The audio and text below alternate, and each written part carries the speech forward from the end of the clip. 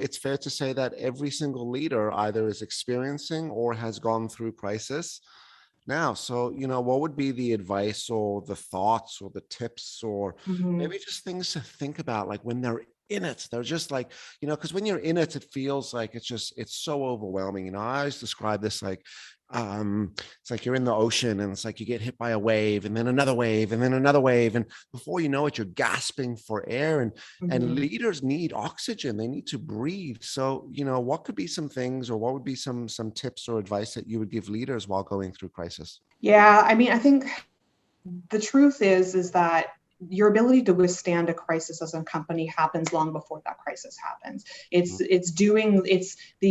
give the analogy of making deposits in a bank.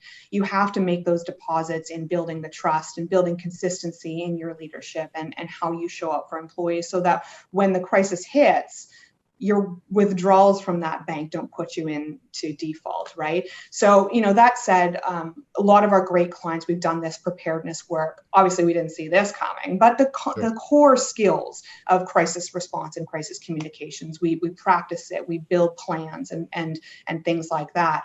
But sometimes our clients call us when the house is already on fire, and then I think the risk to your reputation is based on how quickly your leaders show up. So timeliness, it's just the showing up that matters. Even if you don't have all the answers, it's that transparency that builds trust and keeps people on that ship with you.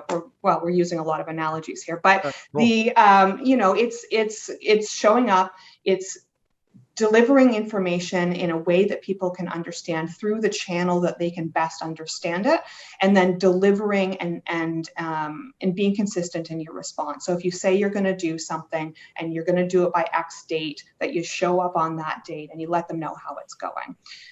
So really, and then the skills of a great communicator in crisis are those types of things, but also empathy and the ability to understand the perspective of outside yourself and understand the more than just the work environment that you're communicating in, what's been going on with people at home, in their families, and their kids just recently go back to school, and understand that it's so much more than just one-way communication. Here's what we know from the world of psychology, which is information provides emotional containment.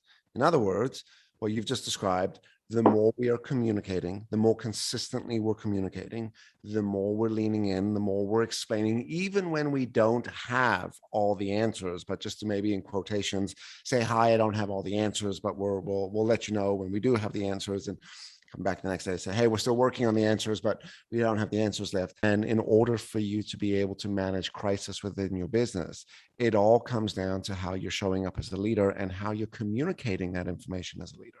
And I think a lot of people are afraid of communicating. Do you see that a lot, where people and maybe individuals and businesses, they're nervous, they're afraid, they're fearful of communicating, in quotations, saying the wrong thing?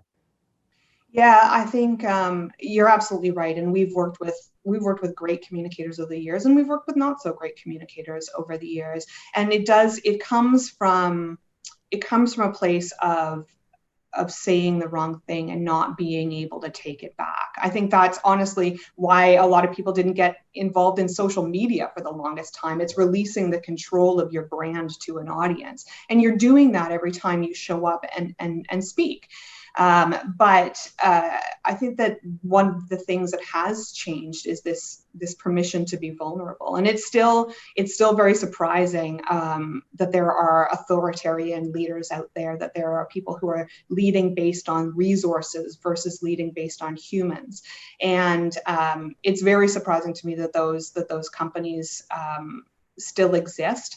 But I think those leaders are being called to task because they'll vote with their feet, and there's a lot more expectation on leading with humanity. And I think another place where the fear comes in is this idea that if we're all talking about the warm and fuzzies and we're sitting around holding each other's hands, that the performance is going to suffer. And these leaders are asking themselves, well, what about performance? What about the numbers? Mhm. But there's been some really good research in the last few years that is linking empathy to financial results. It's showing things like, from a talent perspective, that retention is up, sense of belonging is up. Departures and turnover is down, absenteeism is down, and it's because we're taking care. We've realized that people don't leave their lives at the door, and that managing the whole human is actually good for business results.